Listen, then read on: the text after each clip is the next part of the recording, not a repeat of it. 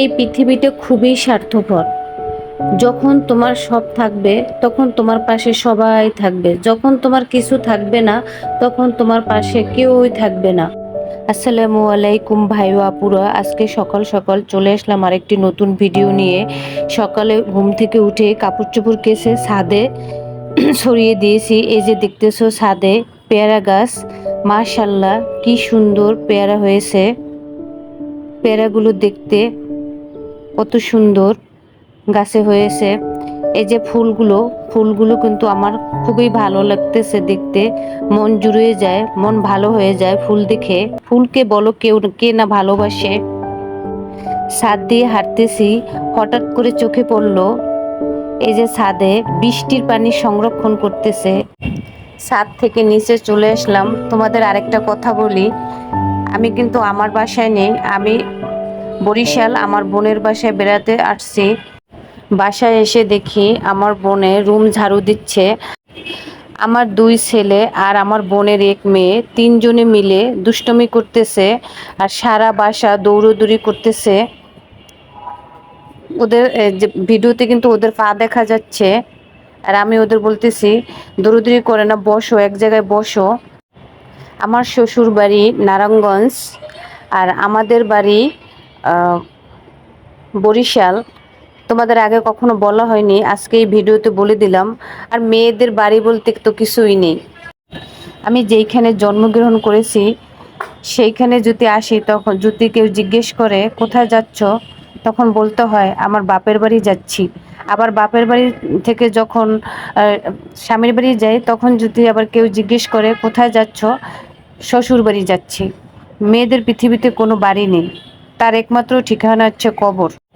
Video করার মাঝখানে আমার বোনের স্বামী বাজার করে নিয়ে আসছে। ভাবতেছি যে তোমাদের সাথে শেয়ার করি, কি বাজার করে নিয়ে আসলো। সব বাজার কিন্তু তোমাদের সাথে শেয়ার করিনি। এই যে দেখতেছো নদীর বাইলা মাছ, তোমাদের কোন কোন এলাকায় কি বলে তা তো জানি না। যে আমার বোনে মাছগুলো কেটে নিচ্ছে, আমি তোমাদের ভিডিও করে দেখাচ্ছি। বোনে বলতেছে যা ভিডিও কর। আমিও ভাবলাম যে আচ্ছা বেড়াইতে আসছি, তো ভিডিও শেয়ার না করলে দেখা যায় আমার আইডিরও সমস্যা হবে। এর জন্য তোমাদের সাথে বেড়াইতে এসেও ভিডিও শেয়ার করতেছি। যে ও মাছ করতেছে আর আমি ভিডিও করতেছি। তোমাদের আগের ভিডিওতে আমি কিন্তু বলেছিলাম আমি কিন্তু শারীরিকভাবে অসুস্থ। শারীরিকভাবে অসুস্থ দেখে বাচ্চা সামলাতে পারতেছি না। এর জন্য আমার মা বলতেছে ফোন করে যে আয় কিছুদিন বেড়াই যা, তুই তো বাড়ি আসতেই চাস না। এর জন্য দুই ছেলেকে নিয়ে চলে আসলাম দেশের বাড়ি। ওইখান থেকে আমার বোনে বলতেছে আয় আমাদের বাসায় এসে কিছুদিন থেকে যায়, এর জন্য ওদের বাসায় আসলাম। আবার বড় ছেলে হাফিজে পড়তেছে, বেশি দিন থাকবো না, তাড়াতাড়ি চলে যাব। ওকে আবার মাদ্রাসায় দিতে হবে। হেফজো পড়তেছে, বেশি দিন দেখা যায় থাকলে ও আবার পেছনের পড়া সব ভুলে যাবে। ভাই ও আপুরা, তোমাদের কাছে ক্ষমা চেয়ে নিচ্ছি। আমার ভয়েস দিতে খুবই সমস্যা হচ্ছে, তোমরাই বুঝতে পারতেছো কিনা বলতে পারি না। দেখবে আমি বারবার ভয়েস দিচ্ছি আর আমার গলা শুকিয়ে যাচ্ছে। তোমরা সবাই আমার জন্য দোয়া করবে, আল্লাহ যেন আমাকে তাড়াতাড়ি সুস্থতা দান করে। এই সংসারে যদি একটি মেয়ে অসুস্থ থাকে, তাহলে তার সংসারে পুরোটা অচল হয়ে যায়। যার যার সংসার সে বুঝে। এই যে আমার বোনে মাছগুলো কেটে নিয়েছে, মাছগুলো ধুয়ে পরিষ্কার করে নিয়েছে, এখন রান্না করে বসাবে।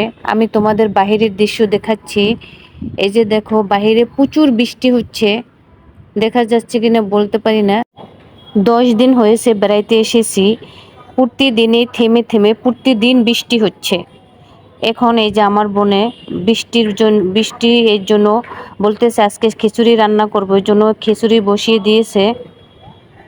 এই যে খিচুড়ির ভিতরে সবজি দিয়েছে বাচ্চাদের জন্য, ডাল, আলু, পেঁপে কেটে দিয়েছে। আর এই যে মরিচ দেখতেছো, আমাদের বরিশাল এলাকায় এই মরিচটাকে বলে বোম্বাই মরিচ, আর আমার শ্বশুর বাড়ি নারায়ণগঞ্জে এটাকে বলে কামরাঙ্গা মরিচ।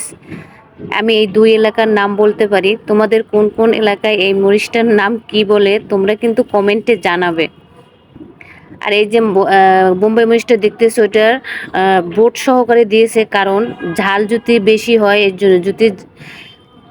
এর জন্য বোট সহকারে দিয়েছে। এখন আমি বাচ্চাদের জন্য সেমাই বসাবো, এর জন্য গুঁড়া দুধ দিয়ে বসিয়ে দিয়েছি। গুঁড়া দুধটি পানি দিয়ে গুলে নিচ্ছি। এখন নাড়া দিয়ে ভালোভাবে দুধটি গুলে এখন 2টি এলাচ ভেঙে দিয়েছি। ভয়েস দিতে পারতেছি না, তোমরা মনে হয় শুনতে পাবে মাইকে কি যেন অ্যালাউন্স করে বলতেছে। এই যে মাঝখানে আমার বনে লেবুর শরবত বানাইতেছি, ওইটা তোমাদের সাথে শেয়ার করতেছি। আমার বনে প্রতিদিন সকালে খালি পেটে এই লেবুর শরবতটি খেয়ে থাকে। এই লেবুর শরবতটি যদি খালি পেটে হালকা কুসুম গরম পানিতে লেবুর শরবতটি খেলে শরীরের জন্য খুবই উপকারী এবং শরীরের মেয়াদ কমাতে সাহায্য করে। আমিও প্রতিদিন বাসায় বসে লেবুর শরবত বানিয়ে খেয়ে থাকি। এর জন্য আজকে ওর জন্য আমার জন্য লেবুর শরবত বানিয়েছে, এর জন্য তোমাদের সাথে শেয়ার করলাম। এখন এই যে খিচুড়ির তে পেঁয়াজ রসুন ভেজে নিচ্ছি খিচুড়িতে বাগার দেওয়ার জন্য। আমাদের বরিশাল এলাকায় খিচুড়িতে এইভাবে বাগার দিয়ে থাকে। এই আমাদের দেশে এটাকে বলে বাগার, ফোড়ন বাগার। তোমাদের কোন এলাকায় কি বলে তা তো আমি জানি না, তোমরা কিন্তু কমেন্টে জানাবে। এইভাবে খিচুড়ি রান্না করলে অনেক মজা হয়, তোমরা এইভাবে রান্না করে খেয়ে দেখো। এই যে এখন বাদামি কালার হয়ে গিয়েছে, রসুন আর পেঁয়াজ খিচুড়ির ভিতর দিয়ে দিয়েছে, আমি নাড়িয়ে দিচ্ছি। অফ ক্যামেরায় কিন্তু আমার বোনে খিচুড়িতে খাওয়ার জন্য ঝাল ঝাল করে মুরগির মাংস রান্না করেছে, বেগুন ভাজি করেছে আর বাচ্চাদের জন্য ডিম ভাজি করেছে। তা তোমাদের দেখাতে পারিনি, যদি দেখাতে যাই ভিডিওটি অনেক বড় হয়ে যাবে। এখন আরেকটি চুলায় দুপুরে রান্না বসিয়ে দিয়েছি। দুপুরে রান্না বাইলা মাছ বসিয়ে দিয়েছি। বাইলা মাছ রান্না করার জন্য আদা রসুন পেস্ট দিয়ে দিচ্ছে। এই যে শেষে 2 চামচ পরিমাণ পেঁয়াজ পেস্ট দিয়ে দিচ্ছে। আমি নাড়াচাড়া করতেছি, ভালোভাবে কষিয়ে নিব যেন পেঁয়াজ রসুনের একটি ঝাঁঝালো গন্ধ আসে সেইটা চলে যায়। তারপরে পানি দিয়ে হলুদের গুঁড়া মরিচের গুঁড়া দিয়ে দিচ্ছি, নাড়াচাড়া করে পানির সাথে মিশিয়ে নিব। এখন জিরার গুঁড়া দিয়ে আবার নাড়িয়ে দিচ্ছি। এইভাবে নাড়াচাড়া করে ভালোভাবে কষিয়ে নিব। এখন ঢাকনা দিয়ে ঢেকে দিয়েছি, ঢাকনা দিয়ে ঢেকে 5 মিনিটের মতো কষিয়ে নিব। এই যে দেখো মশলা থেকে তেল ছেড়ে দিয়েছে। আবার 1-2 মিনিটের মতো নাড়াচাড়া করে এখন ধুয়ে রাখা বাইলা মাছগুলো দিয়ে দিচ্ছি। বাইলা মাছ কিন্তু খুবই নরম প্রকৃতির মাছ, এই মাছ কিন্তু বেশি নাড়াচাড়া করা যাবে না। আমি আলতোভাবে মশলাগুলো বাইলা মাছের সাথে মিশিয়ে দিচ্ছি। এইভাবে 3 মিনিটের মতো জাল করে নিব। তারপরে 2 কাপ পরিমাণ পানি দিয়ে দিব মাছ রান্না হওয়ার জন্য। তারপরে হাত দিয়ে নাড়িয়ে দিব যেন মশলাগুলো পানির সাথে মিশে যায়। এখন ঢাকনা দিয়ে 10 মিনিট রান্না করে নামিয়ে ফেলবো। এখন তোমাদের বরিশালের রাত্রের দৃশ্য দেখাচ্ছি। ছাদে আসলাম, ভাবলাম তোমাদের সাথে শেয়ার করি বরিশালের রাতের দৃশ্য কীরকম দেখায়। আজকে এই পর্যন্তই, আল্লাহ হাফিজ।